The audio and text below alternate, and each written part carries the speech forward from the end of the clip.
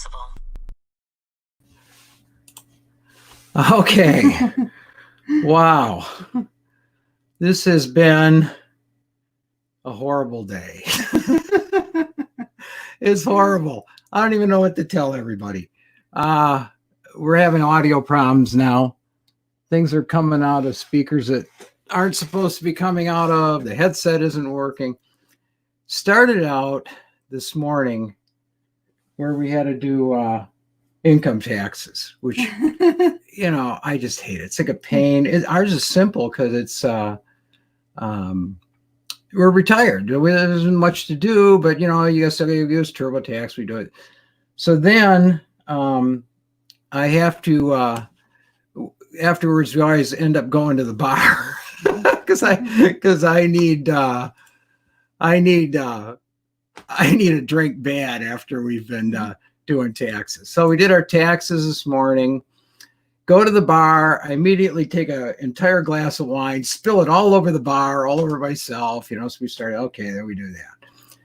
Well, then we come back. I'm trying to get ready for this afternoon, and I'm working with Darren, who's going to be our guest today. So that's going to be a lot of fun. So I'm going to print out some questions that we agreed to. Okay, we'll have some questions. Well, the printer won't work from this computer. I'm upstairs on a desktop.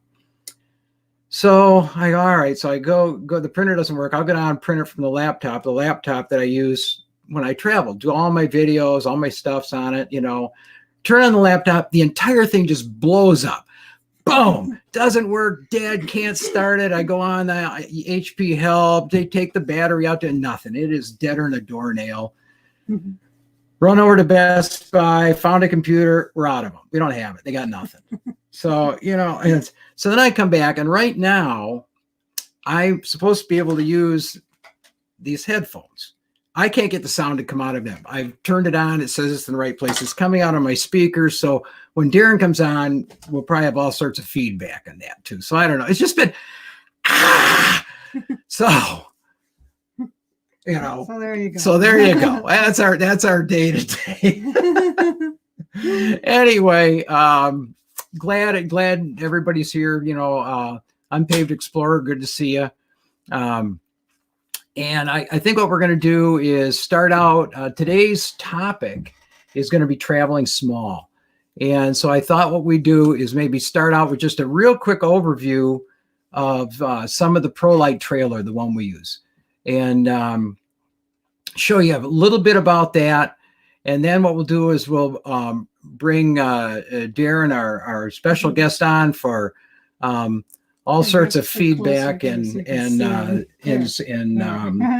yeah, all kinds of problems. So whatever. Anyway, this is the Pro-Lite trailer that we have, and it was the day that we bought it, and we're taking it home. And you see, it doesn't even have a window on the front, no portholes, still nice and shiny. Although it sat unloved on the dealer lot for two years. Yeah, 2 years. And so, man, we kind of, it was very plain inside. It's just a box, you know. So that's the deal with that. Nevertheless, we did start pulling it with the Ford Ranger, which is a 4-cylinder, 5-speed manual, slightly underpowered, 1,500-pound tow rating. Now, the Pro-Lite, the one as we bought it, was 880 pounds, believe it or not. So that's what we were told. So by the time it's loaded now, it's probably double that. But I went all the way around the United States with it. Irene and I took it out to Quebec, to Montreal, to the factory once to have some work done on it after we first got it. And we went down through Vermont and all that sort of thing. Yeah, it wouldn't climb up the hills in Vermont, but most of the time it was okay. The hills in Vermont are worse than the Rocky Mountains. They're just they're not tall, steep, but they are just incredibly steep. I think some of the steepest roads in the country. So anyway, this is what on our trip around. We went to the RTR. we went out to Florida, and at this point we got 200 watts of solar. You can see the internet. We have a WeBoost and a Wilson directional antenna, and so this is our trip around the country. So we did that, but we slowly started. You can see at this point, if you look down here, you can see we've moved the tire. When you buy one of these, the tire's underneath, okay? Which if you got I mean, it's like, it was on a screw that was, I don't know, it was like about 8 inches long. And I go, you're kidding me. So I bought a little mount and mounted the tire on the side. We also added the propane tank. That wasn't on it when we bought it as well, which was good because we subsequently had a flat in Cincinnati on the way home from the total eclipse. And luckily we have road service, so that wasn't too bad. So, but once again, 13 feet really has kind of everything that you'd really need. You know, it has, you know, and at this point you can see we've added the window to the front, and we've added portholes on the side. And then you can't see, I don't have a view in it, but the window and the door was frosted. Yeah, it was frosted. Yeah, but we want to see out. Yeah. So I went to So the we local changed glass shop and had a 10% tint, which is what the rest of the windows are, and added that to it. Yeah, changed out the window. Yeah. So Darren, give me a thumbs up if our audio's okay. Can you? Okay, cool. Yeah. I don't know how many other disasters I've got going. So anyway, this is once again on the way to the RTR 2018. This is Florida. This is the Stinky Beach. Shired Island, which looks beautiful in photographs and just reeks. It just reeks like a sewer. Especially the restrooms. Yeah, and they have showers there. They say they're showers. It's green water coming out, green smelly water. You couldn't possibly take a shower in there. But you're on the beach and there is electricity and it's $20 a night. So that's not, I mean, if you didn't have a sense of smell, it looks really beautiful. Actually, outside doesn't smell too bad. It's mostly the showers, you know. But well, I don't know. It looks great on video. We have a nice video. If you look back in our videos, you'll see. There's remember the walk we took? Yeah, I don't have any. If you look in one of our old videos, yeah. As you're looking at the slide, to the left of the slide, it goes out, and there's a nature walk going out to a point, I believe, and it's very, very nice. Yeah. Yeah, so that is nice. So yeah, that was pretty cool. So anyway, yeah, so that worked out good. This is I was going to say this is Irene's car, the one you're looking at here. This is a 2014 Escape, which now had 3,500 pounds of towing package. It's an EcoBoost 4-cylinder 4-wheel drive. Really worked out great. But then we went through the desert, and Irene, I keep saying this every episode, Irene hates the desert. So she wouldn't go again, and I wanted to go, and she wouldn't let me use her car either. So I bought a second car. This one's black, hers is gray. So we both have the same car. Both 2014 Ford Escapes, identical other than the color. One's black and one's gray, which is confusing when you take it to have it serviced. They always ask you, what's the VIN number? And then the same year. Yeah, the same year and everything. Then you can see we've also at this point I've taken and added 160 watts of solar on top of the car. So now we got 360 watts, and this can be tipped in either direction, or I can pull it off and actually mount it, or just put it on the ground somewhere in the light. So if I want to use the car and leave my camp set up, you know, that works pretty good. So, and this picture's in Red Rock Canyon. It's outside of Sedona on Forest Road 225. It's boondocking, real nice camping area. Muddy, you get this red mud all over the place, but you know, it's pretty cool. So anyway, oops. Warning. No, we don't want to do that. This is how it's going. The whole place is a disaster for me. I mean, this is just a day of days, for goodness sake. You can see I wanted to show that we have an awning for it. There's our window that we replaced with tinted glass. And then we also have a 5-gallon jerry can of gas, because I get nervous running around Arizona where there's not a lot of gas stations and that. Sometimes it's difficult to find. So anyway, that's it. And you can see our if you go over here, this is our antenna. I've also got a weather station that I've added, which is very cool. It gives you rainfall, airspeed, wind direction, barometric pressure, and all sorts of things like that. So that's very cool as well. So I really enjoy that. So getting all kinds of fun things. And this is the same parking area. This is Big Bend National Park. And we think so. A RAV4. I would think that you'd be able to tow this, because you won't find trailers that are much smaller or lighter. It's really a foam box. It's very well built, but it doesn't weigh much. The biggest problem you get is actually wind resistance. So I would think, I don't know much about a RAV4. You could look at your towing capacity, but the trailer is probably loaded 1,500 pounds. So the Dan van, first time visit for him. Great. It's good to see you. So I think you're out. Last time I seen you were near Cibola. Yeah, you must be moved on from there. But last time we saw you out near Cibola, I saw your video. That was great. Dan's got a great channel. So anyway, pictures of the inside or not? Yeah. The only thing I want to show here, one of the things we did add a sink, but there's no holding tank. So what I do is I have a bucket here, or actually a kitty litter jar, and we just let the water drain into there, and then I can take it over and dump it in the regular receptacle like everybody else. But it works out pretty good. And then finally, this is the interior as we bought it. And that table is just a freestanding picnic table that you could tip over at any time.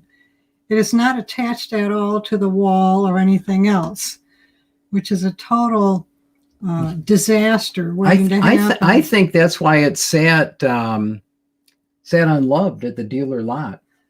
There's no windows. There's no windows. Either. I mean, it's just horrible. Yeah, there's no window. Oh, look I made a mistake. This is actually Dan Kozak. There's another YouTuber with that same name who I watch all the time. So yeah, it's good to see Dan. It's good to see you. Glad you stopped by. Yeah. So yeah, it's the Dan Van is the YouTuber. So that's pretty funny. Anyway,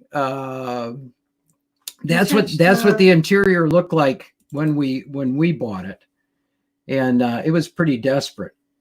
Well, and so this is the interior now. So this is what it looks like. And once again, for a small trailer, has a lot going for it. Can I do one? Can they see the end of the table is attached to the wall? Mark put a wooden band there. And it's actually got some hooks, some clamps that you use on a boat.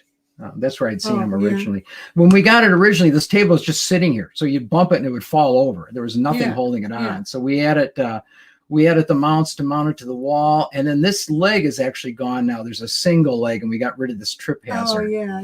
You can still unscrew it. You can still use it for a bed if you wanted to. But that made a big difference.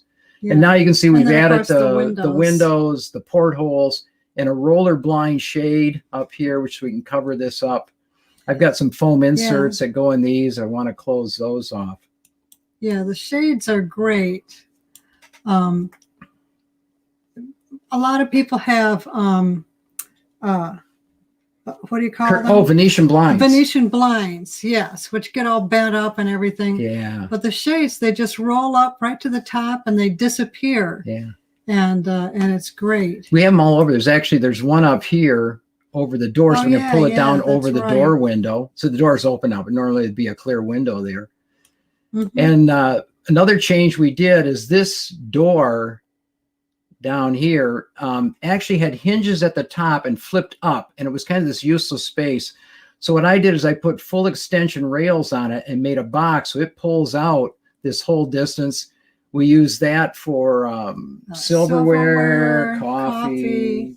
It's a regular drawer. Yeah. And it's real easy to use. And there's one on the other side. Under here, underneath you can't the see bed. it. That pulls out pots and pans. Yeah. Yeah.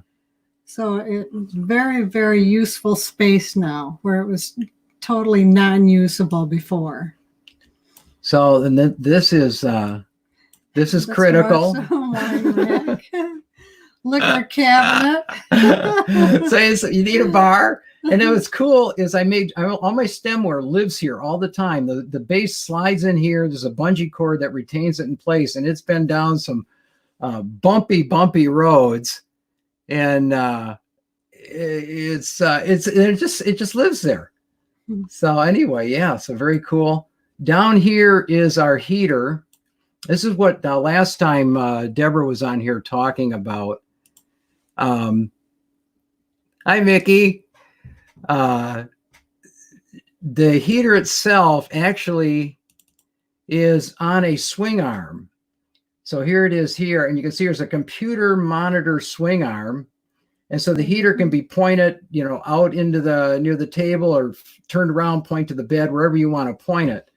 So that works out pretty good. Yeah. Now you have to keep a cover on it because they don't like dust. Yeah. So we did destroyed otherwise. Yeah. But yeah, it's a good heater. And then there's the mesh ledge there. That works really good. I didn't know if we'd like that, but it's much better than just a cabinet because you don't have any little corners that everything gets lost in. You can see everything and you can get at it really well. It works really well. So, because the cabinet ones, they might have like 3 doors here, and you end up with doors. Yeah, you have dead space and really can't see anything. The netting, it works great. So then we also have command hooks up here. I love command hooks. I have some on the outside of the trailer that have been there the whole time we have had it for towels and that. I will tell you that if you put them inside here and you hit a lot of bumps, it'll start pulling the wallpaper away. So I actually ended up putting a little screw just through the center of it, but they still work awesome. So command hooks, I love. Is your guest supposed to be on pretty soon? He'll live. Oh, okay. You guys can't see it. I can actually see Darren in the background. He's in the green room right now. Oh, the coffee pot is good. Show the coffee pot. This is great. We have a Mr. Coffee, and it lives here all the time. The unit is bolted onto that ledge. This guy here, yeah. It's bolted onto there, and then we have a little hook. Oh, you can see the hook on the. Yeah, here it is. The hook wraps around here. Around the coffee pot when we move, so that the coffee pot doesn't get broken. We added a lot of lighting. There's lights in the Pro-Lite, but they're like behind your head, so you can't see anything if you're working at a table. So this is a little push battery light, which actually points at the stovetop. And this is one I saw on Roxy's channel, Nomad for Living, I think. I'm pretty sure. It's USB, but it's on a magnet, so you can pull it off. And I use it under the hood of my car on when I'm worrying about pack rats. The stove is bolted down. This table used to fold down. Now it's mounted permanently. The stove is bolted down. Bolted down and piped into the propane tank. Yeah. So we don't have to have little green bottles. We added a sink. It's hard to see, but there's a little faucet here. It's the kind that would be on very small, very tiny water filter system. Or in your sink, if you had a kitchen sink at home, they had a water purifier. It's a small faucet like that. And there's a pump and a 10-gallon tank under the bed. And then we added the refrigeration, which is a winter 40 quart. Yeah, that's great. It is great. I think refrigerators are all kind of the same to me. Hey, Tina. Refrigerators, I think they're all like, you have Dometic and ARB and Winter and Alpacool. There's only a couple people that make compressors, and I think they buy all the components. So I think if you're going to find a refrigerator, get one that has the lid that opens the direction you want and it fits in your spot. This is right up against my wheel well. It just fits in here. But I like this one, the lid open this way. And actually, I've got a latch. Yeah. Yeah. So that you can open the lid, latch it, and then get the stuff inside. And I put a push light on the bottom of the cabinet too. Yeah, you don't have to keep holding the lid up. Yeah. So anyway, that is the view of the inside of the trailer. Okay, bonus points for anybody that can figure out how I got this picture. I'll let you think about that. Anyway, that is all of that. And I think what we're going to do is we're going to bring in our guest for the night, Darren, who's going to talk a little bit more about even smaller living than what we do. So what I'm going to do is we're going to go to a short 20-second break. And in 20 seconds, I'm going to push all the switches I got to push to make this happen. And the way the day has been going, it's probably not too likely. So stay tuned for the crash and burn, and we'll be right back. We'll be back in a moment, but in the meantime, smash that like button, subscribe, and ring that bell. And then consider joining Adventures with Jane on some older videos for great camping tips, places to see, and talks with people we've met on the way. Thanks for joining the adventure. Okay. Can you hear? Hey, Mark. Hey, Irene. Oh, wait. What's happening? Can you hear me now? Say something, Darren. I can hear you fine. Oh, my headset's working. I can't believe it. It hasn't worked for hours. I've been trying everything. Oh my God, what a disaster. Man, I got to up my YouTube game. It's like you're running a private TV channel here. Well, you know me, it's kind of fun. You know, we're doing what we can do. Oh, hey, you know, I screwed up. I had more things to do. Hold on. I'm supposed to turn off the brand and show display names. There, now we're official. So I figured I wouldn't get everything done in 20 seconds. I go, I'm 70, so what can I do? Yeah. Hey, you know, where are you located? What state are you in? I don't even know right now. Yeah, so right now I'm only about 50 miles from your place. I should have just came over. Yeah, I'm up in Michigan right now, so I'm over in Clarkston for this week, and then I'm heading back out. Oh, okay. Next week I'll be down. Let's see, where do I have to go next week? I'll be down in St. Louis and then over in southern Tennessee, and probably do a little camping in Mammoth Cave because it just fits right in that corridor where I can stop off on the way home. Excellent. I love Mammoth Cave. That's always a good time. Yeah, the last time I went down in it, I had kind of a claustrophobia attack, a minor one. I was going through the, what do they call it? Tall man torture or something? Oh, misery. There's a fat man's misery and a tall man's misery. Really? I didn't know there were two. Okay. And I think that's what it's called. And I kind of qualify for both. So I was going through, you know, and it's about that high, and I'm kind of crawling through there, and I was fine until the guy in front of me stopped because the guy in front of him stopped.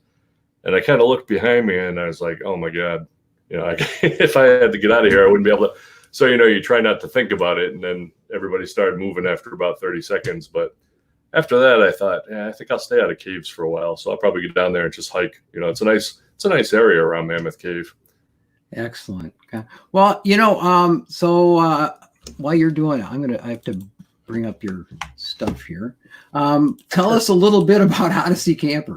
All right, so Odyssey Camper is my experiment in traveling in a minivan, and it's actually 3 minivans. So I started off in an 04 Honda Odyssey, And then I updated to a 2013 Honda Odyssey, which I still have. And now I've been going around in a Nissan NV200, which is a small cargo van. And that gave me a little more flexibility to build things out. And it all got started because I left my job of 27 years back in 2016. And I thought, well, I'm going to buy an RV and travel around the country. So my wife and I went looking at RVs. And after a few months, they started getting bigger and bigger because, she's like, well, I want a bathroom, obviously, and I want room to get dressed and yada, yada. So it kept getting bigger and bigger. And we're starting to look at 40-foot diesel pushers. And I thought, this might be getting out of hand. So wow. I talked to her about it, and she said, well, it's never been my dream to go see the national parks. I did enough camping when I was younger. So she said, why don't you do it by yourself? So I started going smaller and smaller. And I got down to van size, and I was looking at some of Bob Wells' stuff, and I thought, well, wait a minute, I already have a van. It's a minivan. But so I thought, I wonder what I can do with this. And at the time, I was talking to my youngest son, and he likes camping, and he's got a Honda Element. So I was showing him the Element Van Life channel. And I said, I think I'm going to do something like that. So I grabbed a cot, threw a cot in the back, leveled it out, and a couple of 5-gallon buckets, and decided to go out and hit the road. So I went out, I think 3 weeks the first trip. And is that the van we're looking at now that you did that? That's the first van. Yep. That's the first one. First big trip I took. I should probably elaborate on that. I've traveled around the world, and I've traveled everywhere east of the Mississippi at that time. And I'd been to California and Las Vegas, but I didn't really spend a lot of time traveling around Utah and the Dakotas. So I wanted to go someplace I had never been before. So I decided to go to the Badlands and Mount Rushmore. And I'm glad I did, because that's one of the prettiest parts of the country I've been to so far. And so now I'm down to 5 states. I've got 5 states left to go. They're all in the Northwest, and plus Alaska. Plus Alaska. I know I'd seen in your interview with Dr. John, you had mentioned Alaska. Yeah, I'm saving that for last. It's kind of like I was kidding. So have you been to Washington, Oregon? You haven't been to those yet? No, I've actually never set foot in Washington or Oregon or Idaho, for that matter. It's raining out there. I was there. I was there 2 years ago. I'm sure it's still raining. Yeah, there's a lot of good, national parks out there, and that's really at the top of my list. I try to. Yeah, it's beautiful. I did the Columbia River Valley when I circled with the Ranger and the Pro-Lite. I went up the coast of California. I actually did a lot of the Sierras, and then kind of near the north. I moved up the coast of California up through Oregon and Washington, and then did the Columbia River Valley, which is a real pretty trip. Just beautiful. I think, a rig your size, that's minimalist by some people's definition. I think there's a couple people, there's obviously people on YouTube that are traveling by car, right? Yeah. And I have a special respect for them, because there's no way I could do that. I used to camp in my car when I was younger, and there's no way I'm going to be comfortable in it now, unless I can find like a 70 Eldorado convertible or something. Now that'd be kind of cool. but a modern car, it's a little too tight. No, although Dr. John Leather's there, he's in his Scion. That is tremendous. And he's like 6 foot tall, and he's camping in a Scion with the cat. Yeah, he's my size. I mean, I'd like respect to be that little bit older and be able to do that.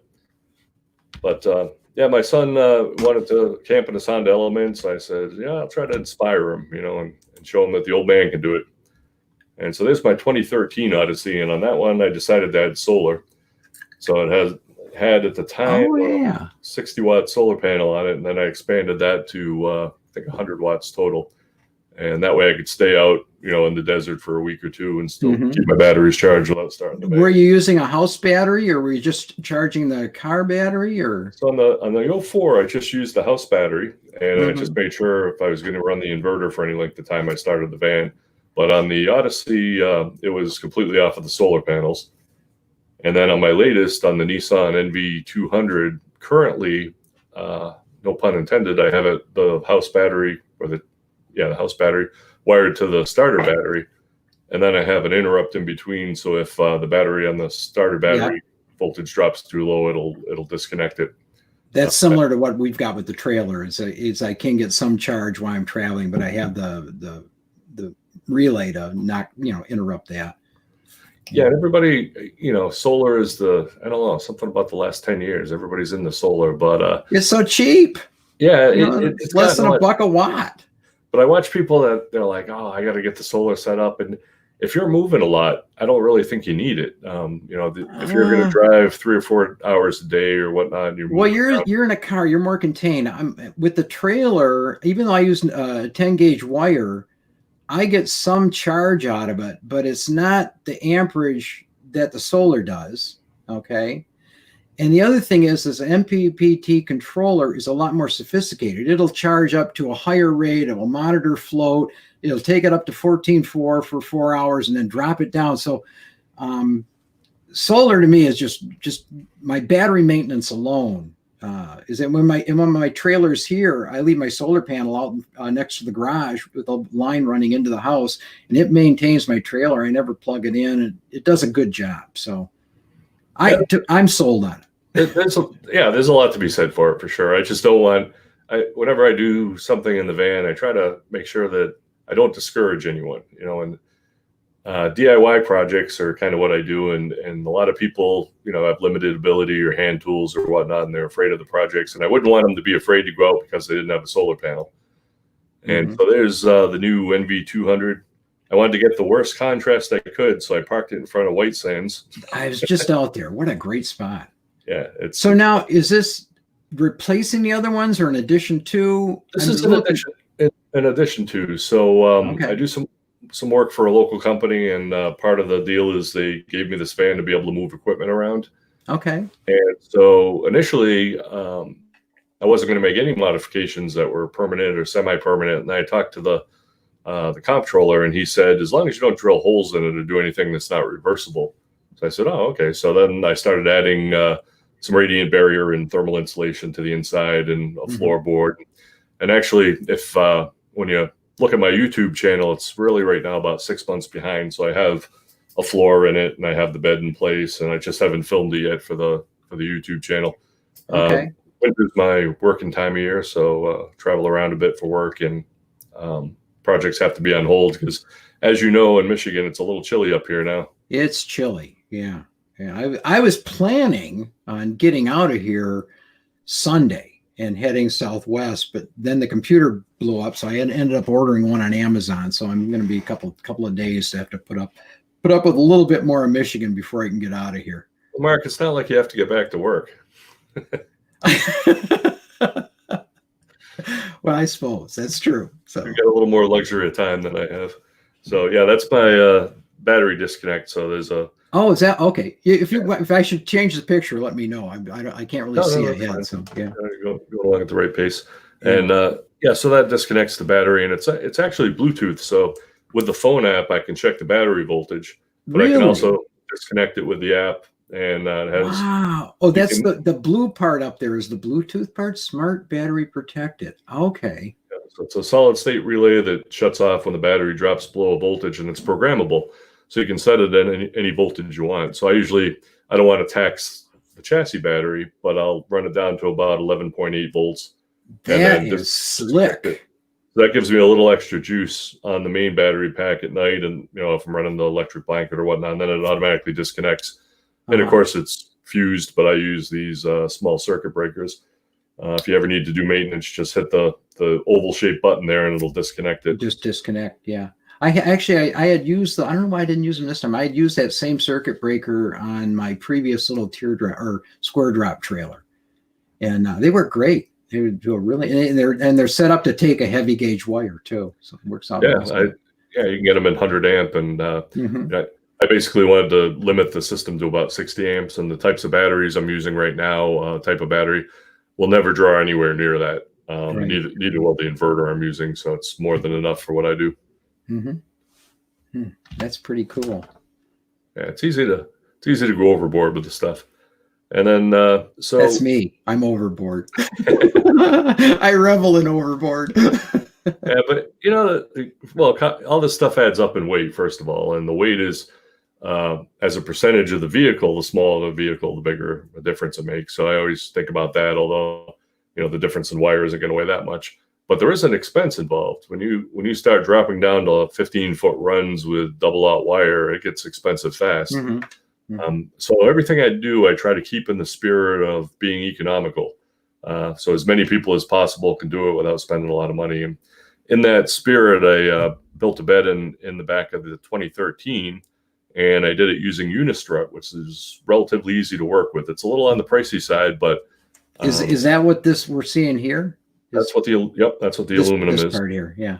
It's easy to adjust heights, and the holes come in it. There are all kinds of accessories that go with it to build the frame, and the frame will hold by my calculation. If my calculations are correct, it'll hold 800 pounds. So I can go at least another 500 pounds. Excellent. But it just looks way better. Everybody uses 2x4s or 2x2s or whatever. This is way slicker, and wood is heavy. Yeah, and I'm allergic to pine, and everything affordable is pine. Oh, I didn't know that. Now, since then, I've figured out or found someone told me of a sealant that you can use that's low VOC and it'll seal up the pine. So I'm actually trying that out on the new bed platform. But this is it's a manufactured board like you'd use for your deck. I think it's the Trex brand, if I'm not mistaken. And so it cuts like wood. It's actually made of wood, but it's encapsulated in plastic, so you don't get the smell. And it's waterproof. It's heavy, but it's not any heavier than MDF. And I think the whole bed together weighed 80 pounds, if I remember right. Yeah, that's slick. Yeah, that's very cool. And this is a flashback to the 04. Very first day, I decided to see if a cot would fit in there. And actually, the first thing I did is I stuck an air mattress in, and I said, all right, the air mattress will fit, but I have no room for storage. So I had to get the bed up. So I grabbed a cot that I had, and I've actually traveled quite a bit in all three vans using the cot. It's a Coleman Extra Comfort or something. It's 80 inches long, and I'm almost 6'5", so it works for me. It's a little narrow at 30 inches, but very comfortable. So I threw that in at first, and then you can see the curtains in the front. That was my second addition to get a little privacy. Yeah. And I've since found out that privacy is it's overrated, because about the only time that it comes up is if you're stealth camping and you want to hide the light, or if you're in a parking lot or something. But when I'm out, in the woods or even at a campground, I never pull the curtains. If somebody wants to look in there, that's their bad luck. Yeah.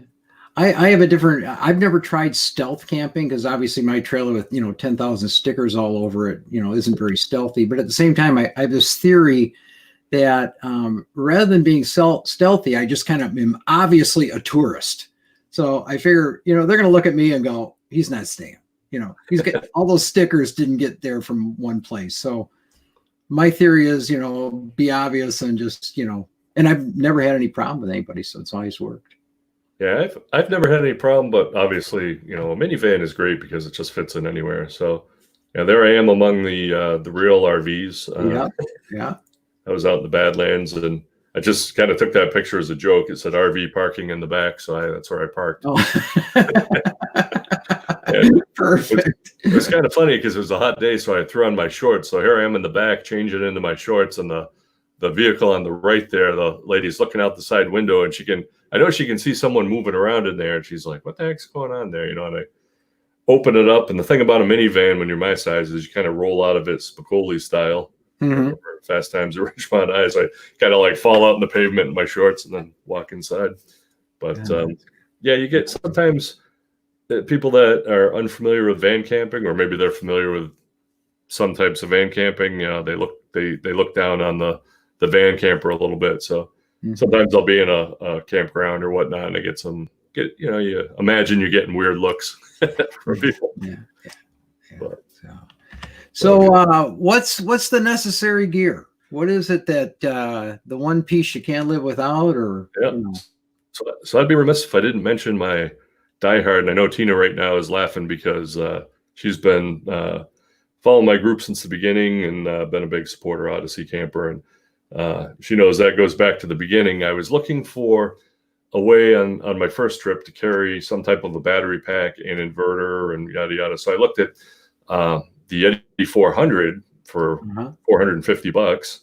I should call it the Yeti 450, but anyway, I looked at the specs and I said, okay, it's got an inverter and a battery and whatnot. And So, well, wait a minute. I've got this jump pack, and the jump pack additionally can start your car.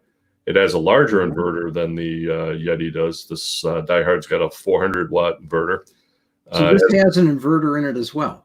Yep. Oh yeah, because this had the plugs. Okay, all right, I'm there. It's got an air pump. It's got 2 USB chargers, Uh-huh. 2 12-volt terminals, a light, and you can jump start your vehicle with it. So it does, and it has a set point for pumping up your tires, so you can set it for what you want and then just leave it to pump it up. So it's more of a multi-tool, and I've also shown in my YouTube videos how you can start a fire with it. The old Boy Scout trick with some SOS pad and the jump starter. So it does a lot of things. I must have missed that one. That's wow. I have to go way back. It's always fun to start fires. So a couple of my videos to start. I use road flares to start fires. So that'll work. That'll start wet wood. So anyway. Yeah. But yeah, that's my favorite multi-tool, and I always recommend it to people that are just starting off, and they're like, I don't know if I'm going to like camping in a minivan. I don't want to spend all the money for solar and whatnot. I say, just grab one of these. If you bought it new, they're between 135 and 150. Oh, that's not bad at all. No, it's not. But I found mine at the pawn shop, and it turns out you'll find a lot of these at pawn shops because they're easy to steal out of the back of pickup trucks. But you'll see a lot of them, and about the worst thing that happens is people don't charge them over time. They just let them set, and the batteries go dead. And you can replace the battery for about $40. Oh, with a slightly larger one. The only thing it's deficient on compared to the Yeti 400 is the battery capacity is a little smaller. But in one of my videos, I show how you can expand the battery capacity. Very cool. So I have no idea what hiking poles. Yeah, hiking poles. Trekking poles. I just bought a set. My other piece of gear that I love, and I tell people, hey, they're not just for old people. Just because I happen to be old, they'll save your knees. Yeah. I work with people that have worked on docks when they were younger, and you're jumping off the back of trucks and stuff, and you do that repeatedly, and it's a lot of wear and tear on the knees, and even young people can benefit from a good set of hiking poles. Sure. I just got to say, I haven't had a chance to use them yet. I'm planning on doing a lot more hiking this year when I'm out west. So yeah, going downhill would be easier because it's that slippery gravel out there and that. That's what I like them for is descending, especially being a heavier guy. You descend on a steep incline and it puts a lot of strain on your knees, and so these are handy. They've saved me countless times from falling on my butt. And they also improve your endurance. I can go a lot farther than I'd be able to normally just by using, you're using your arms at the same time you're using your legs. Sure. Yeah. No, that's very cool. So this is the setup. So you were asking, how much could I carry in the way of supplies? Yeah. How much in the way of supplies? One of the questions. So I've been out for a month, and about the only thing I had to replenish was the water. So when I put both my water jugs in, I've got 10 gallons of fresh water. I travel with dehydrated foods, dried soups, oatmeal, or things that aren't perishable, cheese, carrots. I make my own French press coffee in the morning and whatnot. So everything I do, I can do with a immersion heater. So I have a small 300-watt immersion heater. And what's an immersion heater? So it's a small coil. Well, it's about that big. Oh, and, okay. You've probably seen people make tea with them. Yeah, absolutely. And it'll run off the inverter. It'll run off that Diehard, and you can boil 12 ounces of water in about the same number of minutes. And then you've got boiling water, and from there you can make a French press. You can cook an egg, cook in Ziploc bags. So that's kind of the way I travel. Well, that allows me to carry a lot of stuff with me, really more than I need. So, just for fun, I went out into Moab area and just stayed out there as long as I could, and just lived off the supplies in the van. And with the exception of water will last, depending on where you are. 10 gallons could be a week, if you're in a hot place, or it could be 2 weeks. Right. With washing and everything else you use water for. And this snapshot is just from the first video I did on YouTube, showing I kind of walked around the van to show where I stored everything and what I carried with me. And you can get a lot of stuff in there. Excellent. Yeah, and it all goes under the bed, so it leaves me enough room on the side and to get dressed or whatnot. And in the 2013 van, I've actually got it's got a split seat in the back, so I have a place to sit down in the back, right where that 5-gallon water bucket is. Excellent. Very cool. All right, come on. change there. I always kid people that when I set off, the inside of the van looks like a submarine. If you remember how they would pack submarines, they put canned goods all along the floor and in the closets and everywhere. And as they go through the voyage, they eat their way through the submarine. That's kind of how the van is in the beginning. There's no room to do anything, but I've got more supplies than I'll ever need. And then I get more and more room the farther I go. And so this is the new Nissan NV200 cargo van. And I joke in the video, it does one thing well. It's a box. It's a big box. So hey, somebody said hi down there. Good to see you here too. So one of the questions you asked, did anything unexpected ever happen on a trip? So I use this map here to show people when you're planning out a trip and you're looking at a road and you're like, hey, I can get from A to B by taking this road. If it doesn't look like you can, then zoom in on it, because if it looks like this, that generally means you're going around the side of a mountain. Yep. Or whatnot. So I decided this is actually Blue Ridge Parkway, one of the roads that goes off there. But I was out in Leadville and I thought, I'm going to go up to Hagerman Pass, drive up there. So I made it about 3/4 of the way up, and there's an old mine if you've been up that way and coming from the Leadville side. And there's a clearing, and then there's another dirt road that goes up at about a 40-degree angle. So I started driving up that with a van, and you're looking down on one side, and there's a couple thousand feet to the valley, and it's maybe 10 feet wide, 8 feet wide. And it's getting rougher and rougher, and I'm starting to bob up and down over rocks and whatnot. And I thought, geez, I don't know if I can get through here. Right about then, I see this Toyota Tacoma coming down the mountain toward me. And I thought, oh, geez, there's no way I can get by this guy. I'm going to have to back up. And if I make a mistake, I'm going over the side of the mountain. So as I got close to him, he had a high ground clearance, about 18 inches. And he drove up on the side of the rocks and up to my driver's side window. So I rolled the window down and I said, well, first he goes, what are you doing up here in a minivan? And I said, I want to go over the pass. And I said, do you think I can make it? And his friend leans over and he's like, oh man, it's really gnarly up that way. I wouldn't do it. And so I figured if they thought it was gnarly in that truck, then I'd turn around. But I'm already about a half a mile up. So I said, is there any place to turn around up there? And he said, yeah, it gets a little wider, about another 100, 200 yards. So I drove up that way, and it did get a little wider. It got about a foot wider. So I had to execute this 300-point turn, on the side of a mountain. And every time I put it in reverse, I'd have my foot on the brake. Okay, my foot's on the brake. Okay, put it in reverse. Look at the rear. And all I could see out the rear of the car was the other mountain on the other side, in the backup camera. Yeah, it was. So I got all the way back down to the clearing, and the guys were down there, and they said, oh, yeah, you shouldn't have tried that. You never would have made it over the top. And I said, well, I didn't see any sign that said I couldn't. And the guy's like, it's right there, man. And I look down, and there's a sign that looks like a mile marker. It's about 36 inches high. And it says right on it, 4-wheel drive only or off-road vehicles. Wow.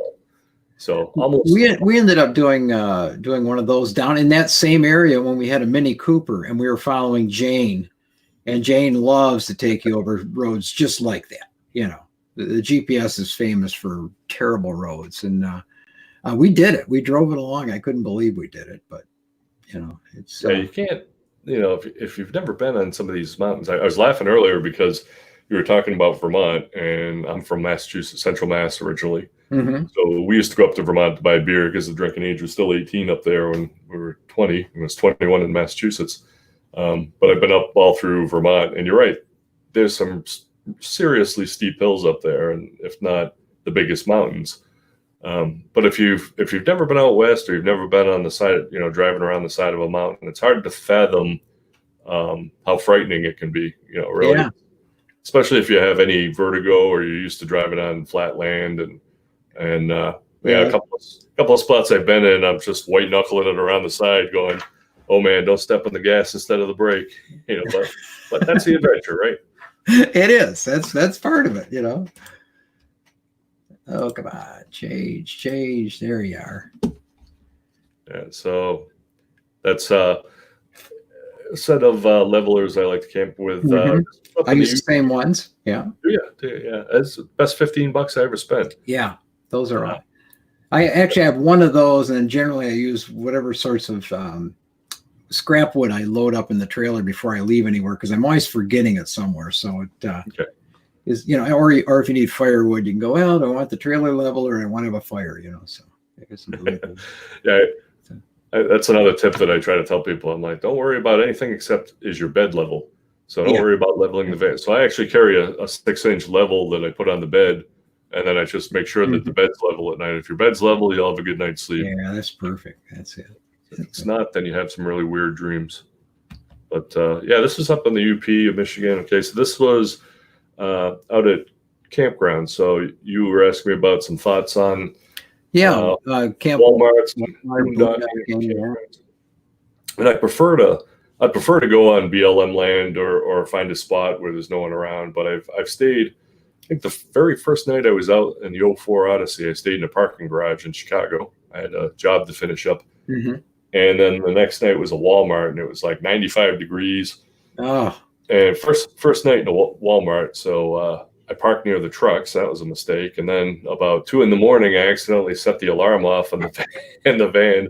The way the old Hondas work is you have to actually jump out and put the key in the outside lock to shut the alarm off. So really, that was it's terrible. The fifth wheel next to me, his lights went on after I set the alarm off. So, live and learn. But yeah, I like to go places where there aren't other people. But that said, this particular campground is called Palmer Gulch, and it's behind Mount Rushmore. I've stayed there with both vans, both of the Odysseys, in the same spot. I asked them for the same spot. It's relatively quiet, but they've got a steakhouse there. They've got a wine bar. They have an espresso bar outside, pizza joint, and a couple of pools. It's really well kept. And then they've got horseback riding. So for your $25 a night, it's a pretty good deal. Excellent. So we'll stay in campgrounds. Yeah.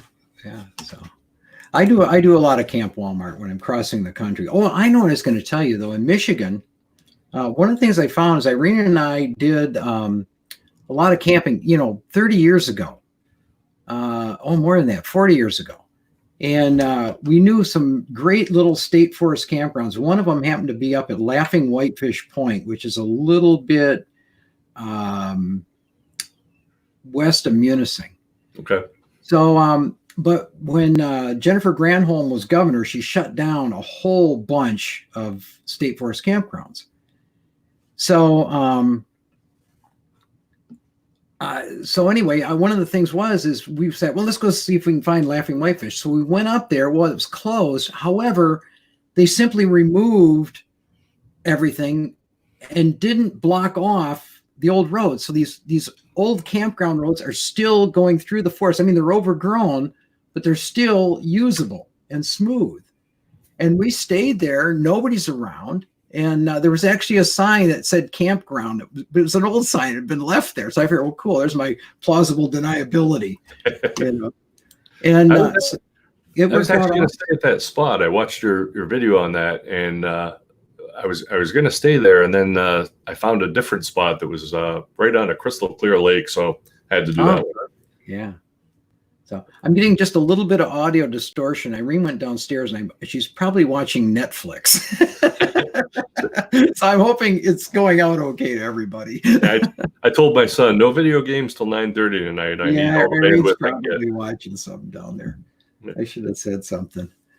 So so I've done campgrounds and the stealth camping thing. And the nice thing about a minivan is that, with a white cargo van, people suspect that you're in there. They can. Sure. And the cops are wise to it now, but minivans, I've never been interrupted. And this picture is actually in a Walt Disney World parking lot. Oh, perfect. So, pulled into one of the value resorts, parked near the back, and no problem. As long as they don't have a gate, and usually the value ones do not have a gate, or there's no one there during the day. But I've also stayed in Estes Park, Colorado, right outside of Rocky Mountain National Park. And yeah, it's a beautiful area. I love that area. And I asked everybody I talked to, hey, can you park down? They said, no RVs downtown. You'll never get away with it. So I just pulled in, where there were some cars scattered around one of the municipal lots, and nobody bothered me. Key West, I was laughing earlier. You were talking about the smell when you were down in Florida. And I stayed at Key West this summer, and I found a nice place right on the water. But in the morning, when low tide came in, man, did it stink. So the next night, I actually stayed right in downtown Key West.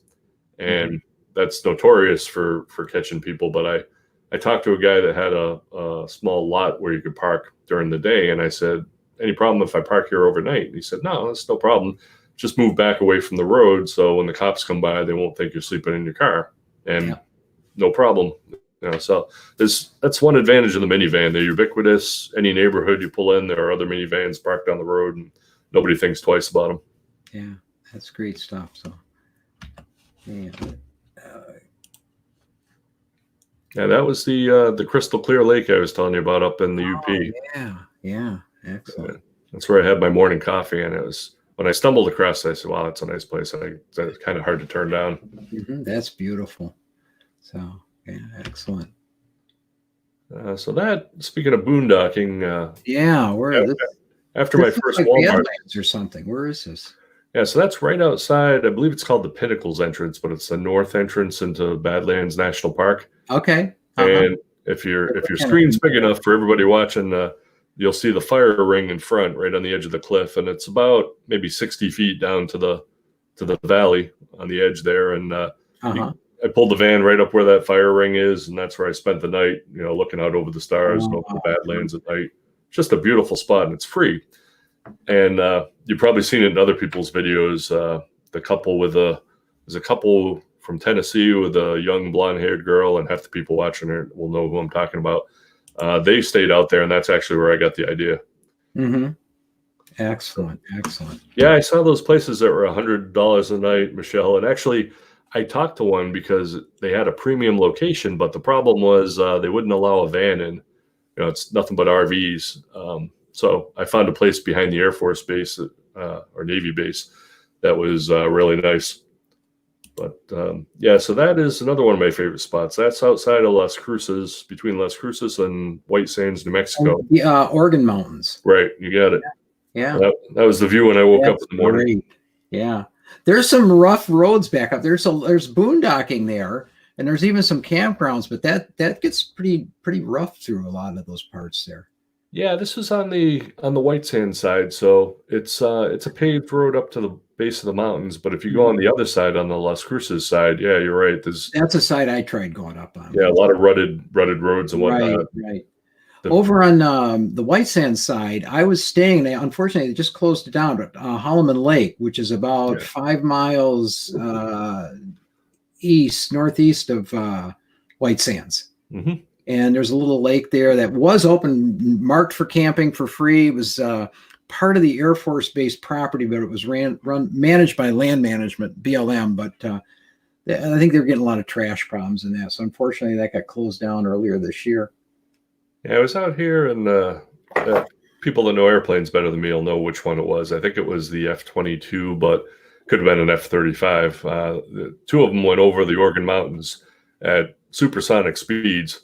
And I was watching them right after this cloud shot was taken, and they were coming on fast, and I couldn't hear anything. So I thought, this is going to be loud. Sure enough, when they went over, the sonic boom was incredible. But they fly out of the Air Force Base there, and of course the White Sands missile range. If you happen to know when they're going to do a test, you can get up in this campground and you can watch the launch from the Army base. They shut down the road. I think it's 70. They shut that road down from time to time as they shoot over the top of the thing. Yeah. It's something that you wouldn't expect, but it's pretty cool. Derek the cat. Yeah, you're asking about RTR. What are your thoughts on the RTR? Well, I guess you attend it, but I thought it was great. I went in 2018 for the first time, and in January there, and I thought it was great. Met a lot of people, and met some people I'm still in contact with, and one of them may be watching right now, as I see. I had a great time, met great people. Didn't really know what to expect.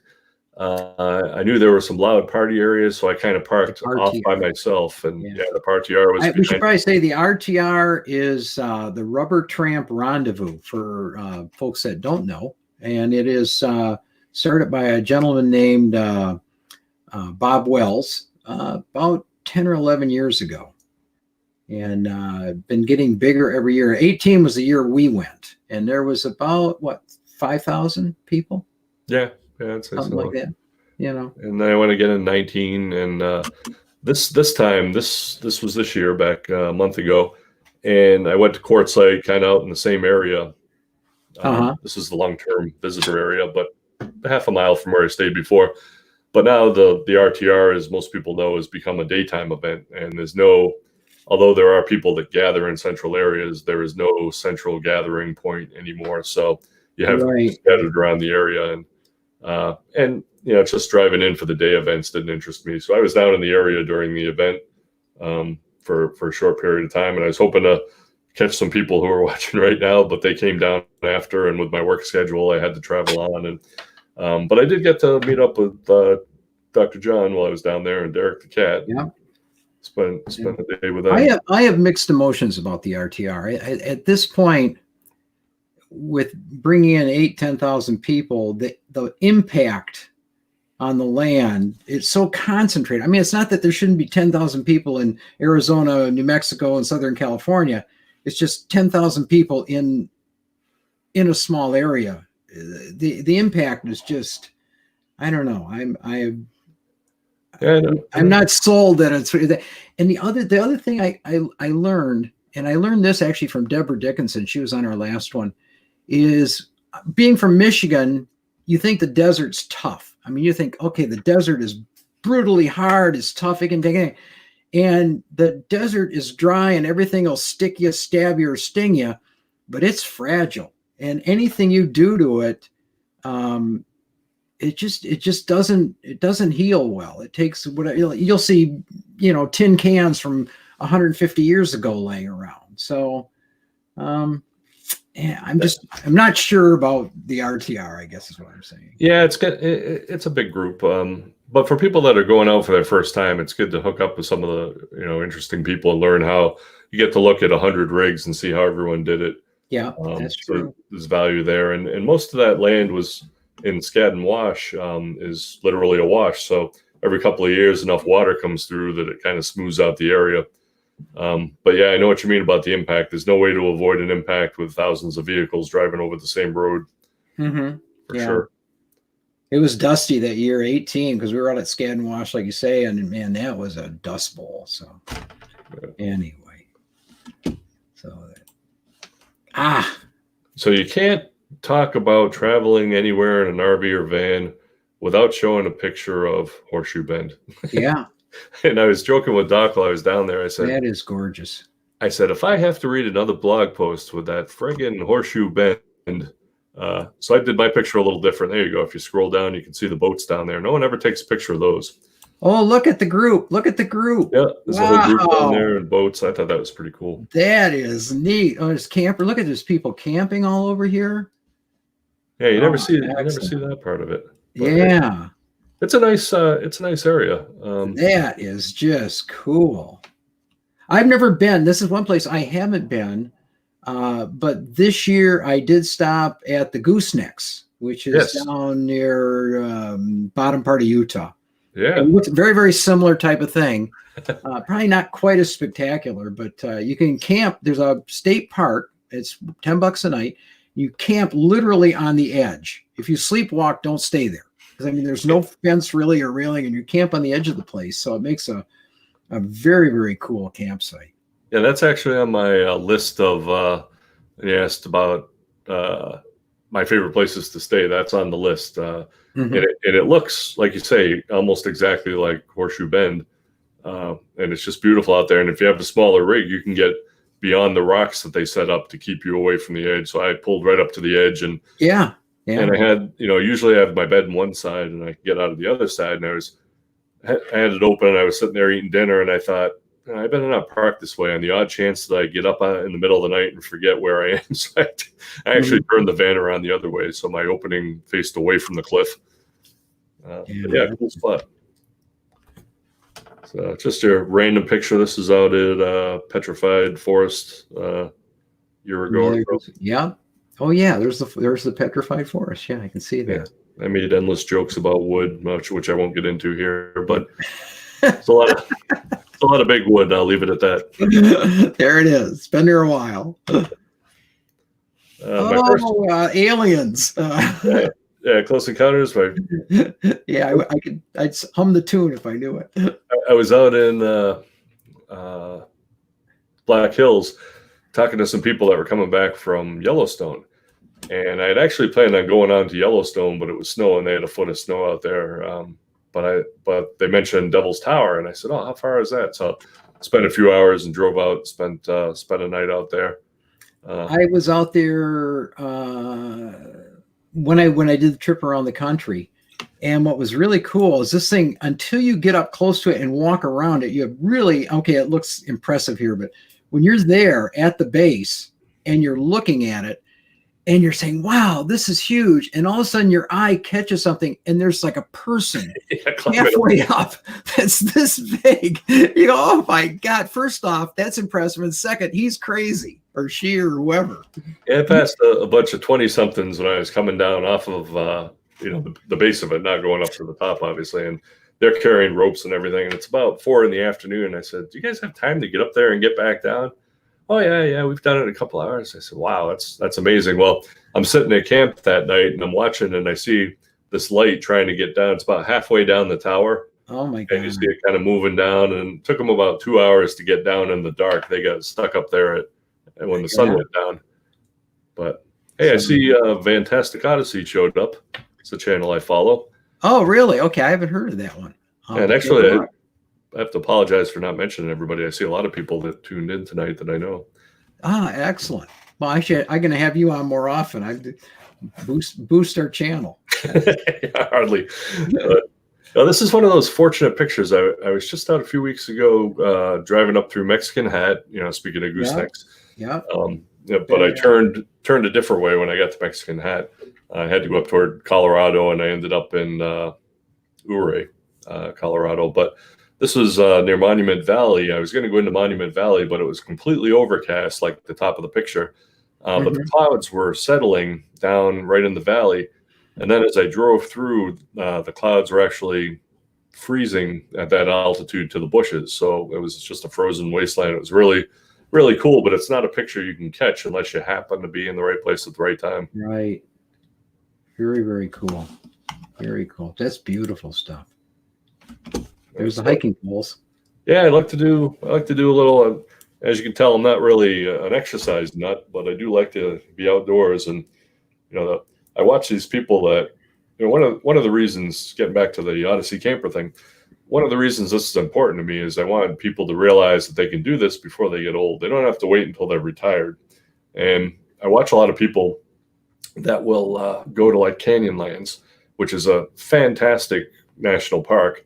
It's gigantic, and they drive around a tiny little loop, and then they leave. And they leave, yeah. And I'm like, you got to get out because the trail has so much to offer, and everything is very well mapped. It's, it's a national park. You can kill yourself, but I've also noticed sometimes that you not only have to get out of your car and walk, but sometimes you really got to get down on your hands and knees and look at the ground. There'll be flowers and bugs, and I saw my first velvet ant, which I luckily didn't touch. And but there's this incredible world sometimes that you have to kind of crawl on the ground to get a look at. So just so much to see out there. Yeah, and I'm not a botanist or anything, but the flowers at like Rocky Mountain National Park, they're alpine, and they're things you haven't seen before generally unless you live out there.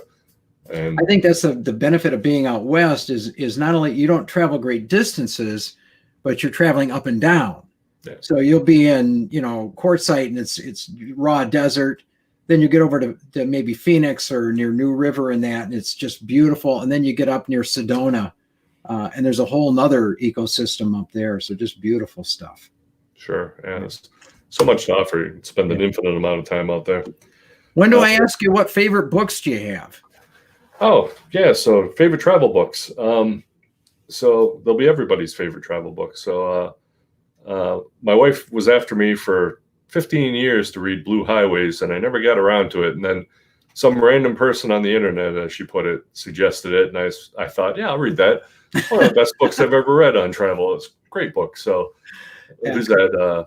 William Least Heat Moon, I believe, is the author. He's got a Facebook page. I follow his page. Yeah. Oh, cool. Yeah, so he did his trip, late 70s, 79? 78? Yeah, that was in, it was a van, but one of the old full-size vans that they used to have back in the day. And I used to, I traveled for a living for years, and so I'd be all down the eastern seaboard in the mountains in Maryland and whatnot. And I always tried to take in local attractions, and coming from the Boston area, these small towns in the South blew my mind. Like, they looked like they were frozen in time. And those are rapidly disappearing. I'm sure there were fewer in 1990 when I was doing it than when he was doing it. But it's just a great book about meeting people and seeing different places. If you do reread it, or anybody here, once again, Blue Highways, can highly recommend it. But one of the fun things to do while you're reading that book is to actually get the internet out and look up the names. Just the names of the places and the people he talks to. The actual, I think one guy was a barber or a grocer or something, and you can find out all about what subsequently happens with these folks' lives. They're just regular people, but because of that book, you can actually kind of follow the story a little bit deeper, and it's a fun way to read it, maybe for a second time. Oh, that's cool. Yeah, let's give that a try. Yeah, the other one I'd go to is growing up in New England. I grew up about 20 miles from Walden Pond. And so we would read Thoreau in school, but the Thoreau we read was when we were younger was Civil Disobedience. And so everybody that likes the outdoors and likes camping, they all read Walden, and it's a great book. It's one of the pillars of that type of book. But Civil Disobedience gives you a whole different view into his dare I say libertarian aspect, but how he and his friends used to protest on the steps out in Concord, and they'd give oratory speeches on what the government was doing wrong, and resist things that were wrong in their environment. And a lot of it talks about when he got thrown in jail for not paying his a poll tax. So he reflects on what goes on in the city at night while he's in jail. It's just because he's a good author, it's a great book. And it gives you more insight into the man than just Walden. You can better understand him. So I highly recommend that. And it's not a hard read. Walden might, unless you're a really voracious reader, that might take you weeks to get through. Yeah. So, okay, my recommendation. Interesting read. Can you give us a gist of it, or does it's pretty much exactly what you'd think? Watch any of Bob Wells' videos, and you'll get the idea. Worth it. So, anyway, we have been on for quite a while, so I think I'm gonna let you go on for the evening, and also I want to thank all the folks that are here, but. Actually, we're going to take a quick break again, a little 20-second break. And then I'll come back with just a few final thoughts. And Darren, I got to tell you, I really, really appreciate you taking the time to come on. And I think we should carry this on, maybe do a sequel coming up. Yeah, I'd be happy to come back on. Always a pleasure talking to you. And maybe this summer I'll get out if you're hanging around Central Michigan, get out and see you and Irene. Yeah, that'd be stop by. Well, you know where we live, You've got plenty of room here. So. And for everybody that tuned in tonight, I recognize a lot of the names as they scroll by. It's surprisingly hard to keep track of questions people are asking as they're going by. It's walking and chewing gum. Yeah, that's not my thing. But thanks for coming. Thank you. Thanks a lot. We'll see you next time. See you around.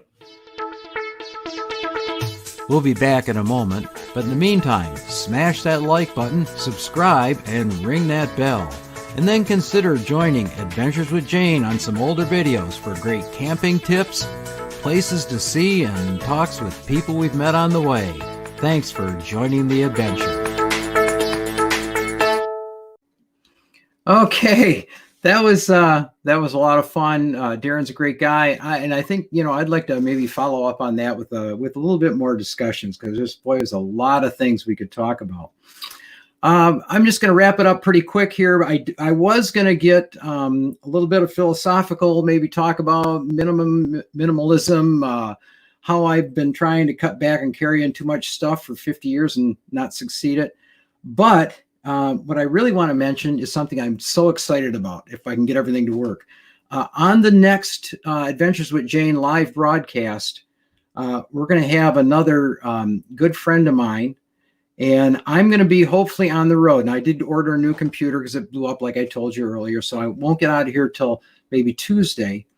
And I'll be heading down to the Southwest. So we're going to come live from inside the Pro-Lite trailer, broadcasting from God knows wherever I happen to be. And it's going to be on a Saturday, probably a week from this Saturday. And it's going to be during the day. And the reason it is my guest that day is going to be Lars Sorensen from the Nomadic Dane. And he's going to be coming to you live from Denmark, from inside a van. I don't know where, but he's a full-time nomad. He has a small travel trailer, but most of the time he is in a van, which is smaller than the ones you just saw that Darren has. So I'm really excited about that. After today, with computers blowing up and printers not working and spilling wine all over the place, what could go wrong with trying to bring someone in from overseas while I'm in the middle of nowhere in the United States? So look for that next announcement. That's where it's going to be. And gosh, I don't know. We'll see what could go wrong. So once again, I really appreciate everybody that came and watched the broadcast tonight, or the webcast, or whatever you want to call these things.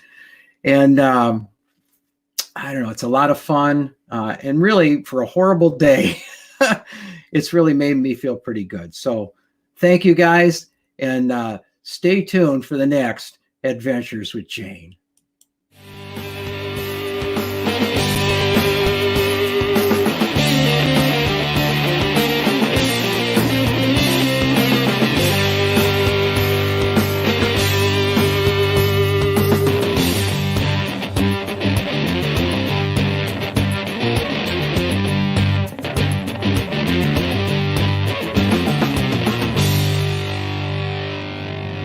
You have reached your destination.